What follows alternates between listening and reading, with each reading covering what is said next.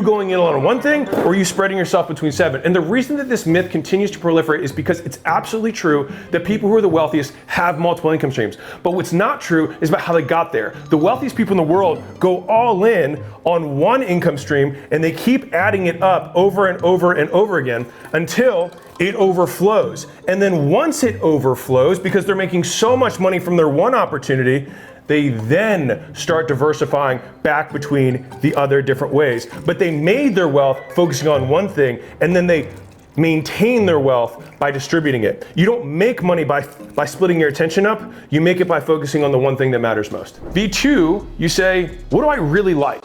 Well, I do have experience doing this one thing, and so I'm gonna ignore all of these other opportunities and just go all in on one thing. The reason I'm such a big advocate of focusing your attention on one thing is that this is where you get disproportionate returns. Because I think it's very arrogant to think that your 10% of your attention, where you're not even that good at business to begin with, spread between 10 things, is somehow going to compete against somebody who's putting all of their effort on one thing. But here's the fallacy that most people who are starting out don't get. They think, I'm going to try all of them and see which one works out. Or rather, I'm going to try and start multiple things and see which one takes off. But the reality is that all of them could take off, or none of them could take off, but it's solely based on which one you work on. So it's not which one will work, it's which one will you work on.